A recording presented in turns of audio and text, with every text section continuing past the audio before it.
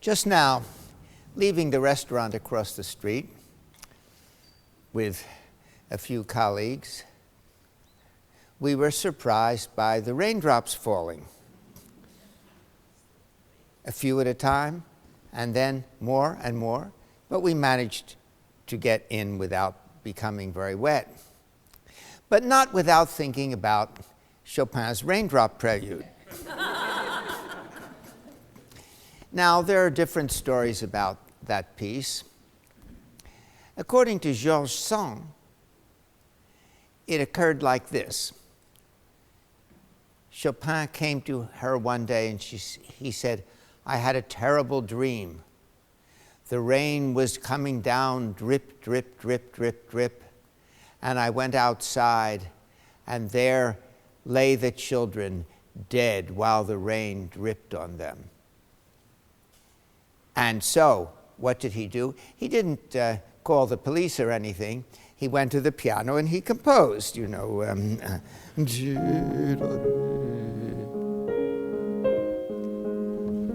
etc. That's the story. Now, some people say, no, that's not the Raindrop Prelude. The Raindrop Prelude is... But the real questions aroused by this story are more profound.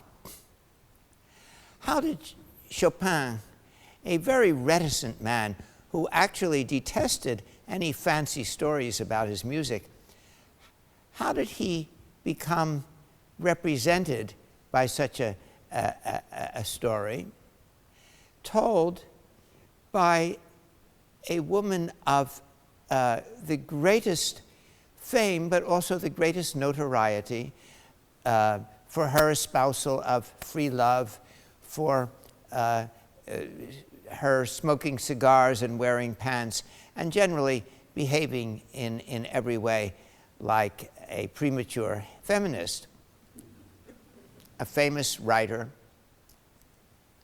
not at all the sort of person you would have thought Chopin would become involved with. Chopin, a shy, conservative Polish Catholic who wore white gloves always and who taught for a living in the most decorous style. Well, it all began, of course, in Żelazowa Wola. Now, Żelazowa Wola, which is one of the great names for a composer's birthplace, is a little bit outside Warsaw. And if you go to it today, there is a Maison Chopin where they have regular concerts. The Maison Chopin is quite an impressive place, very, very handsome, and you'll be pardoned for thinking that that's where Chopin lived, but that was not where Chopin lived. Chopin and his family lived in a shack on the premises, and that shack was torn down, of course, many years ago. Chopin's father was a Frenchman who had come to Poland in, I think, the 1770s or so, before the revolution. And he'd married a Polish woman, and he'd earned his living by teaching French. And he lived on the estate of a great nobleman in whose employ he was. So the Maison Chopin was, of course, the nobleman's home, not Chopin's. In any case, Chopin, having done this wonderful thing for posterity by being born in such an exotic place as Żelazowa Wola, Chopin then, at the age of 2, said to his parents, it's time to move on. And so they went to Warsaw. And he was actually brought up in Warsaw. Warsaw was not one of the great centers of European culture, but he had a very fine teacher, played in the movie by Paul Muni, if you've ever seen the old Chopin movie, Joseph Elsner. And of course, Elsner saw immediately that his student was extraordinarily talented as a pianist and as a composer. Of course, Elsner said, every serious composer is basically an opera composer. And he was always trying to push Chopin to compose operas. Chopin was the most obedient of students. He knew how to say yes. But, of course, he never composed an opera. So he flourished as an infant prodigy. And in his late teens, he went to Vienna, where he was going to make his debut as a performer. And it was for those concerts that he composed two of the works that we're going to hear tonight, and we'll get back to those works later on, the concerto in F minor and the concerto in E minor, in that order, even though they're listed in the reverse order. His intention was to go back to Poland, but the revolution took place, the revolution that is not memorialized by the Revolutionary Etude, but it might as well be. He was very shocked by what he heard. It was a revolution of Poland against Russia and resulted in very severe repression, the sort of thing that never happens in our day. And so instead of going back to Poland, he went to Paris. And for the rest of his life, he kept some Polish earth always next to him. This was absolutely necessary for him, for his existence. It was also sufficient for his existence. He never felt any urge, as far as I know, to return to Poland, so long as he had this little piece of earth next to him. And the whole question of whether he was more Polish than French is one that people might make wars over, but we'll just say he was both of those things. So he came to Paris, and in 1832 he made his debut and made a sensation. But he didn't really like public concertizing, even though he wrote some other pieces which were essentially exhibitionistic pieces for piano and orchestra. We're going to hear the most celebrated of those this evening, the Andante Spianato and Grande Polonaise, which is more often played as a solo piano piece, but which is essentially an orchestra piece. And we'll come back to that also. So he became the sensation of the Paris Salon. The French had, you remember, had another revolution in 1830, and the very strict hierarchy of the nobility had been broken, and this was now the period of the so-called bourgeois monarchy of Louis Philippe, and the women, the aristocratic women who kept salon, became very important in society. And what was important to their salon was inviting people of genius. And they didn't have to be noble. In fact, it was always better if they weren't. And they certainly didn't have to be French. It was very nice if they were Polish or Hungarian, such as Chopin's well-known compatriot, Franz Liszt. So Chopin, like Liszt, flourished in this environment. More and more, he abandoned solo playing, though every once in a while he returned to it. And maybe I should, at this point, mention his last solo performance, which took place shortly before his death, he played his celebrated barcarolle and the two middle movements of his cello and piano sonata. And we're told that in the barcarolle, in the section which is fortissimo, he played pianissimo. This is a very fascinating story for us. It's usually told to illustrate how weak he was. But of course, it also illustrates how flexible he was in his understanding of his music. And indeed, he kept changing his music, as any pianist knows, because there are many, many editions of Chopin. They're all completely authentic, and they're all different. Anyway, at a certain point, he met Madame Sand. That was early on, and they lived together. This is rather puzzling, actually. Was he going to communion? I don't know the answer, any more than I know whether Franz Liszt, while living with Madame d'Agoult, was observing the formalities of the church of which he was a very passionate devotee.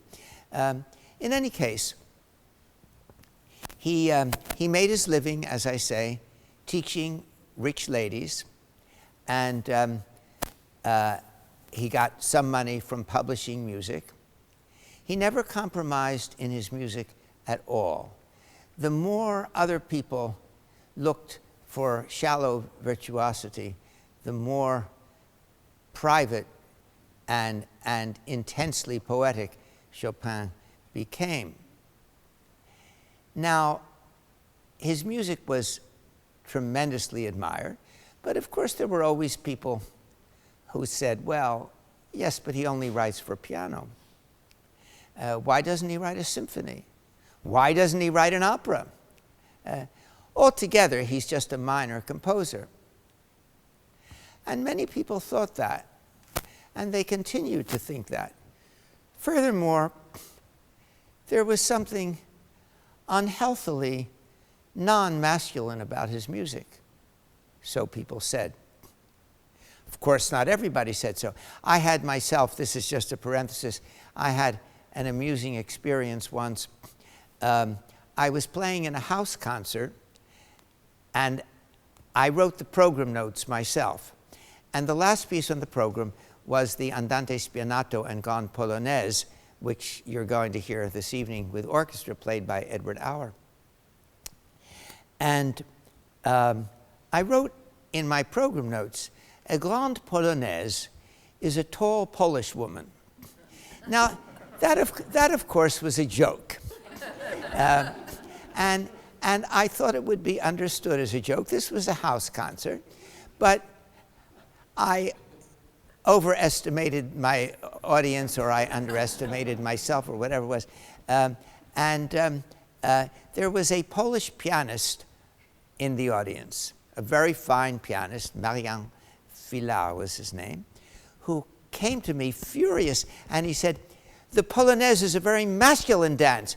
And I said, "Marian, I'm not, I didn't mean to imply, but, and you don't play it as if it was a woman." I said, no. But he never accepted that. So I have never made that joke again, but I'm, anyway, getting back to Chopin, there were people who said, well, if he were a real man, he wouldn't be writing all these nocturnes. Well, of course, he wrote other things.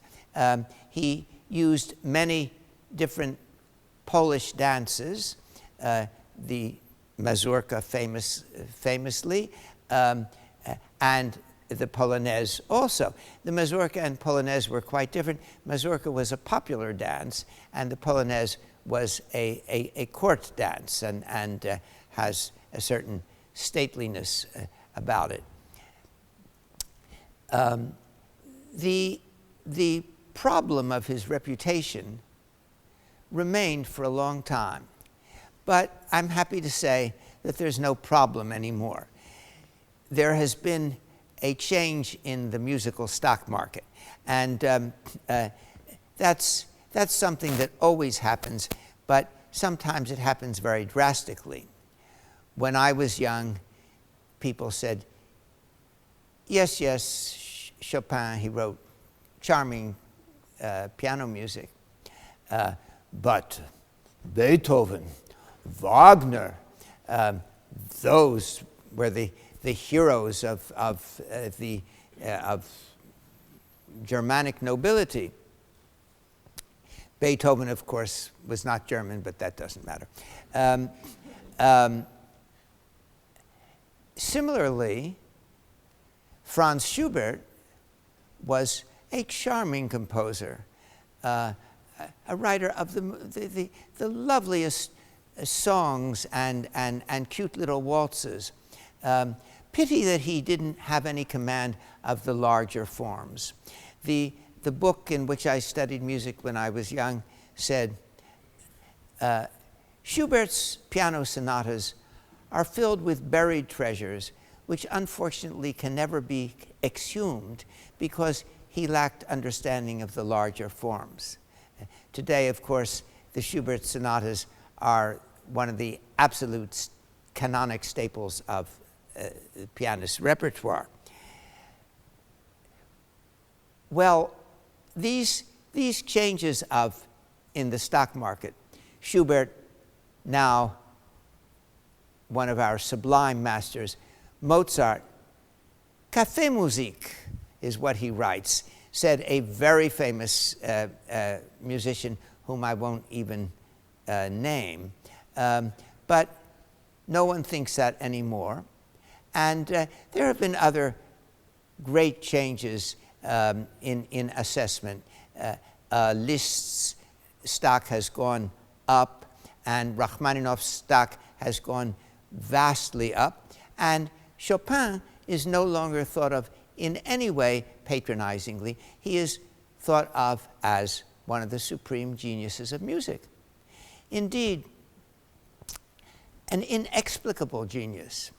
It's in a way easier to understand where Mozart came from. Mozart, who was raised in a family of such intense musical awareness, it's easier to understand that and how he moved into a style which was already there for him and which he then enriched in inconceivable ways. But still, we can understand that. Chopin seems to me harder to understand. His writing for piano, for example, where did that come from? Now, people say he was a wonderful composer for piano. That's not true if what you mean is that he made it easy to play his music on the piano. Not at all. It's very, very hard. We have reproductions of his hand, actually. And it's what you might expect. He was, of course, very small. The hand is not very small, but it's small. The fingers are thin and somewhat tapering. What you can't see on the reproduction is what he could do inside his hands. That must have been extraordinary, because all of his music does things like this, and we have to adapt our hands to that music. His etudes remain now 185 years or so after he wrote them, or 180 years. They remain the supreme test of a virtuoso pianist. Hard to understand that. He was a boy, and yet he had this transcendental kind of gift. Musically, of course, it was the same thing. He was very much influenced by certain composers. First of all, I think Bach. He adored Bach, and every day he started by playing a prelude and fugue by Bach. Certainly he liked the first prelude. You know the first prelude, certainly. It's the one which Gounod turned into Ave Maria. It's the one that goes like...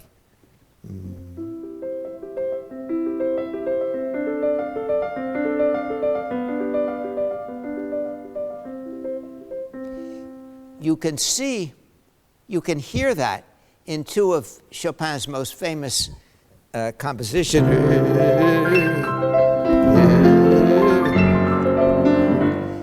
The Etude and the first Prelude.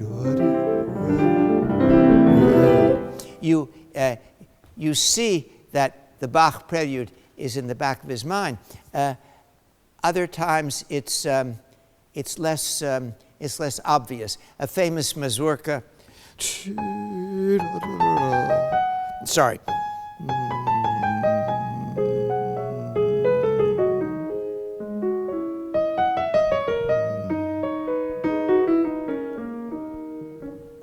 The nocturne that I played last night.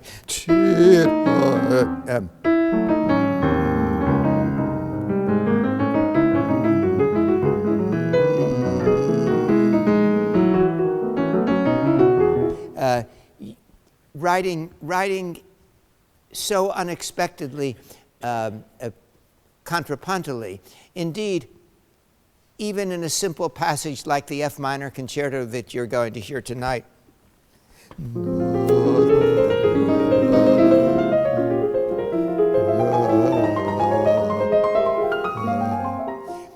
it's so simple, but there are four voices going.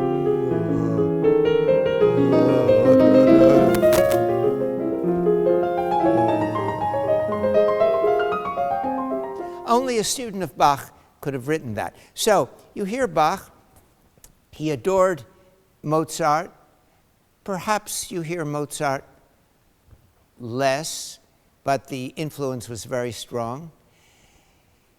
Beethoven was not at the top of his list, but he knew Beethoven's music quite well, and at the end of the Revolutionary Etude,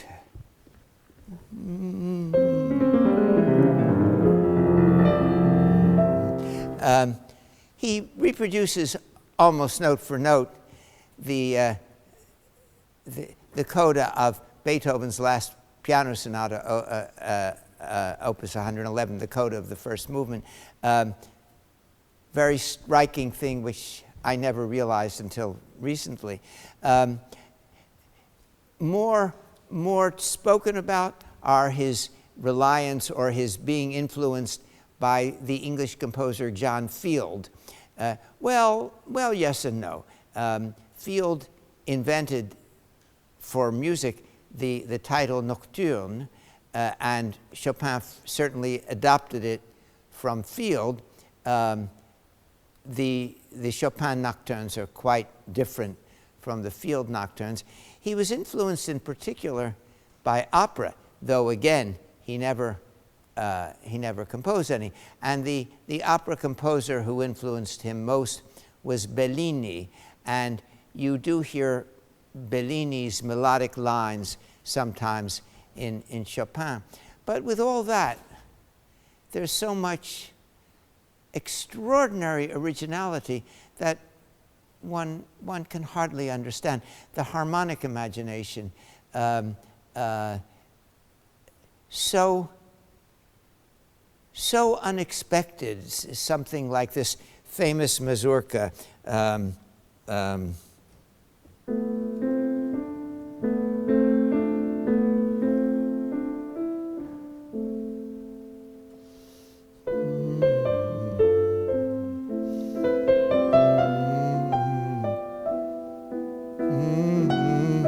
Sorry.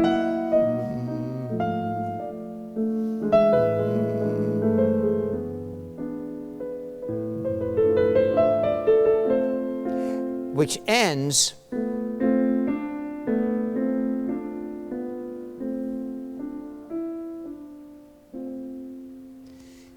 with a question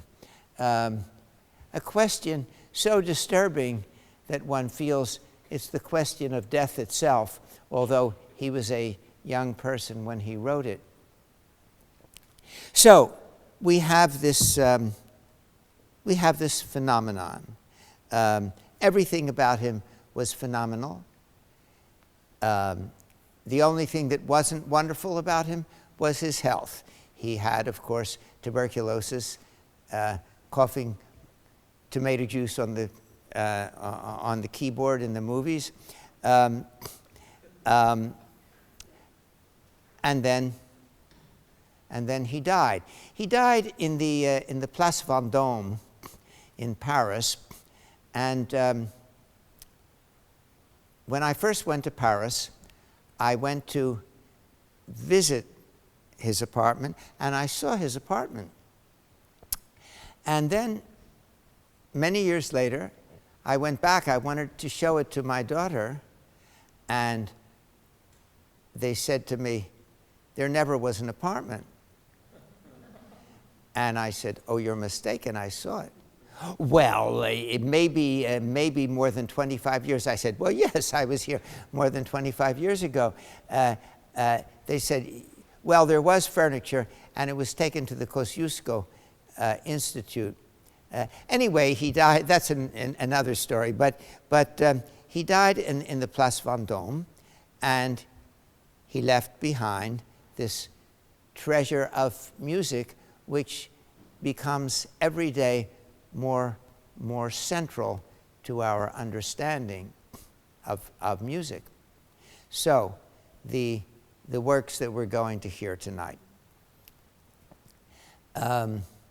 they have all of the qualities that I've been talking about, and they also have qualities of virtuoso pianism, which little by little he withdrew from. These, as I say, were works that he composed with the idea of presenting himself as a composer-pianist.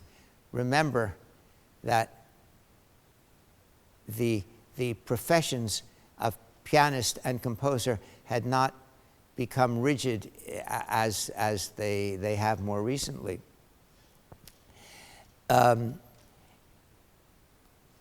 He was using as his models the classical concerti, but using them in his own way. He had a very distinct understanding of form, and in particular of harmonic form. Now, of the two concerti, which were composed more or less at the same time, you can hear immediately the fraternity in their opening themes. And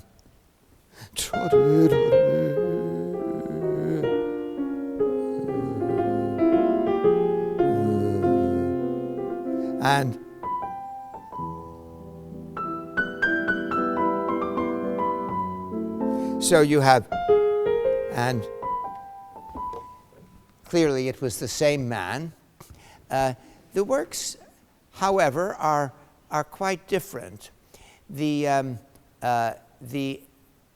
F minor, and maybe I should say, before I go on, maybe I should say that the program tonight is an accident. That is to say, the only part of it that was pre-arranged was the Andante Spianato and Grande Polonaise, played by Edward. The other two pieces were chosen in a competition in which the competitors were allowed to choose from the whole range of concerti such as could be performed with a small orchestra. That meant the early concerti of Beethoven, all of the concerti of Mozart, and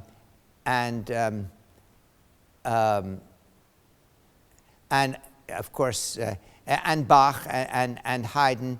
As it happens, the two winners of the competition both played a concerto by Chopin, and this in itself is a kind of a symptom of this change in the stock market, that Chopin, even in performance, could so dominate the field.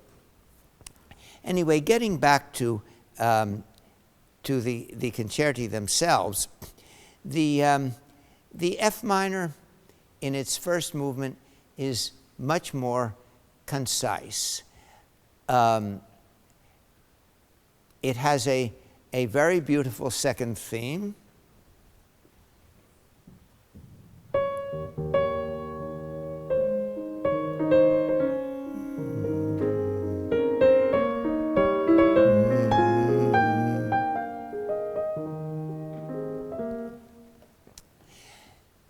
When the themes come back, there's a sudden shortcut taken, and a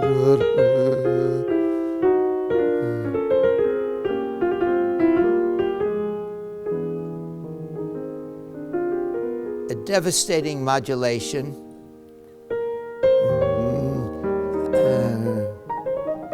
And you have the second theme. Now, if you know something about musical theory, you might wonder, why did he have to have a modulation to the second theme? Because in classical music, when the themes are first presented, they are in different keys, and when they come back, they're in the same key. So, as I say to students sometimes, the form of the sonata form is a story about a young person who starts out living with his or her parents and then goes off to college, and that's the second theme, and then graduates and goes around the world seeing things, making friendships, love affairs, all sorts of things, and that's the development, and then comes home to visit Papa and Mama, and that's the recapitulation, and likes it there and stays there for the second theme. So, but with Chopin it doesn't happen that way. The kids come back, and then they're immediately off somewhere, and this was not the only work in which he showed a very original sense of what should happen formally. Now, in the E minor concerto, he does something even stranger. The first theme, as I said, is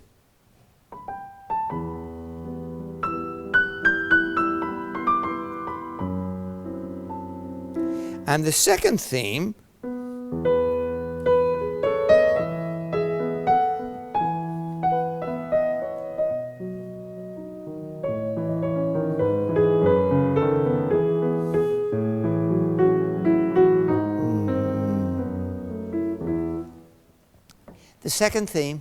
is in the same key as the first theme, only in major instead of minor. Comes the recapitulation, the return. You wonder what he's going to do. And what he does, in fact, is what he should have done, according to Beethoven, the first time. The first theme is again in E minor, and the second theme is in its relative major, G major. Did anybody else do that? Did Chopin ever do that again? I thought not. And then a student pointed out something to me. We were talking about the third Chopin Scherzo, and that's a piece I'd always thought of as a kind of a typical scherzo form with several episodes, and it was pointed out to me that actually it's a sonata form, but just this kind of sonata form with the first theme in C sharp minor and the second theme in D flat, which is the same as C sharp minor, D flat major. And then there is a development, and when the recapitulation comes, the second theme goes into the key that it should have been in the first time, in E major or F flat major. The only other example I know of that is the Ravel trio, where first theme in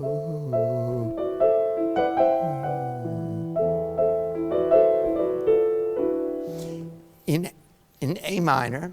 And then the second theme is also in A minor.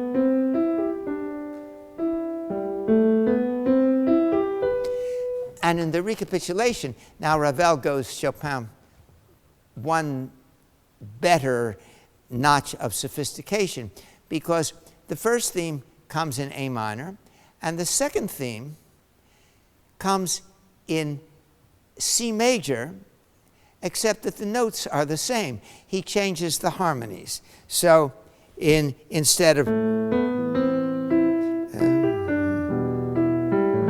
he does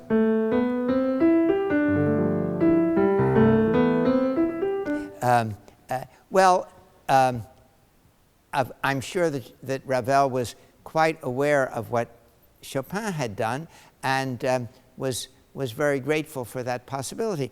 Anyway, those are the first movements of these works, and the second movement in both cases is absolutely sublime, and both of them have a Bellini-like melody and a very dramatic intermezzo. The melody of the F Minor Concerto was, Chopin wrote to his friends, inspired by his amorous affection for Konstanz Gladowska, I think her name was. Now, he didn't even know the lady, so this was a very abstract kind of passion. But she was a singer, and he worshipped soprano singing, and so this inspired in him, he said, this wonderful melody, which you will hear.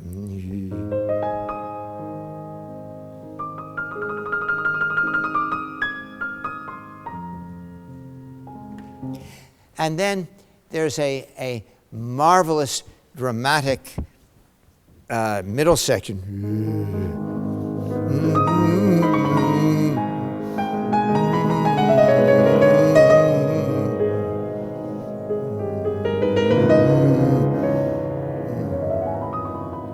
One of his most compelling pages. And the third movement is a perfect series of Polish dances. I won't spoil the surprise. I'll let you hear them if you don't know them. Although one of them is so charming that the orchestra goes.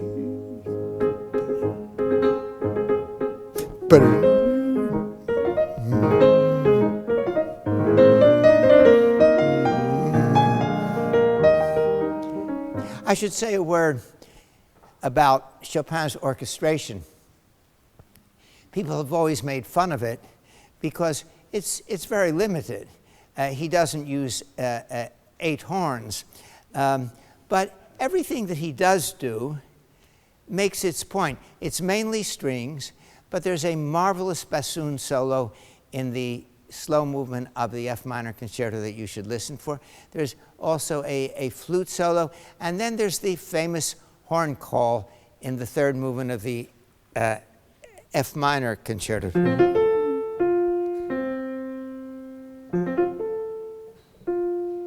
And then the pianist dazzles you with his virtuosity. I say his because it's a man who's going to play it. And the last movement, yes, is this wonderful collection of dances. The E minor is similar. The second movement has a marvelous Bellini-like line.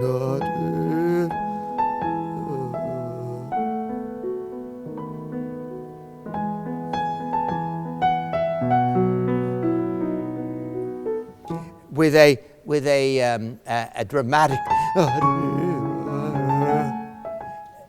dramatic middle section. And the last movement, again, a marvelous folk dance. and again with another dance, one tune more infectious than the next.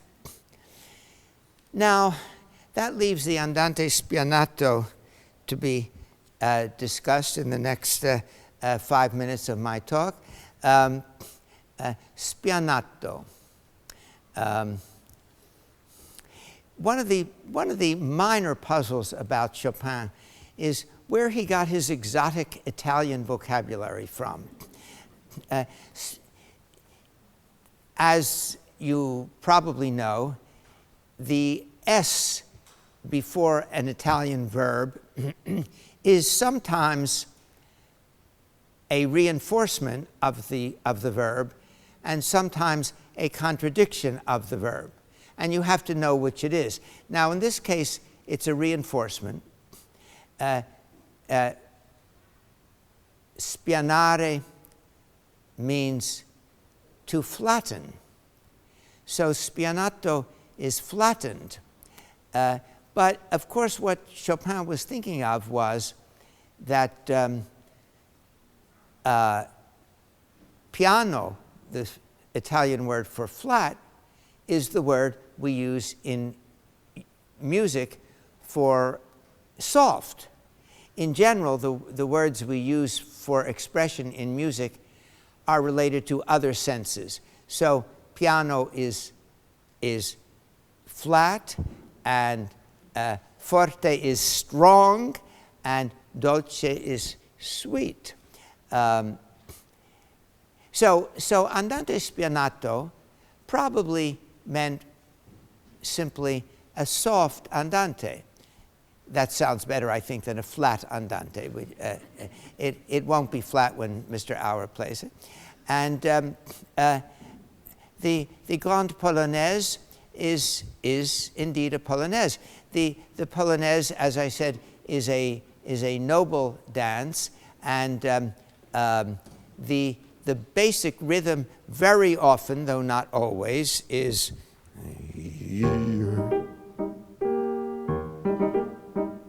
and you're going to hear that, and then Mr. Auer will come in with tunes and passages which are ennobling and entrancing at the same time. This work, as I say, I think it was originally written as a solo work, although there's at least one passage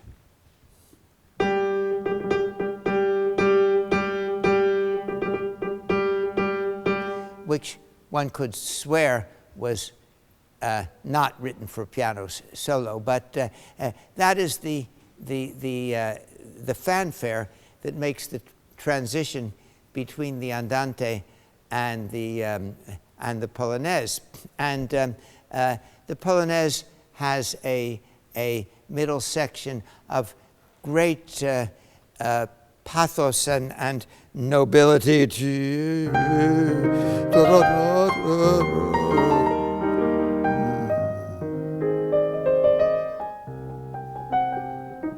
The whole work, one of the most popular works in the piano literature, and one ought to get tired of it, but one doesn't because it's so wonderful.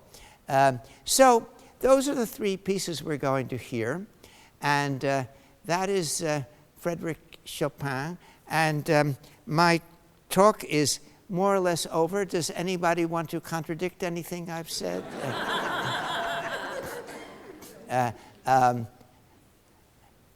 In that case, I will leave the stage to others more musically interesting this evening.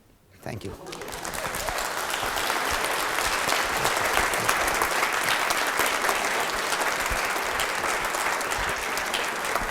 Thank you. Thank you.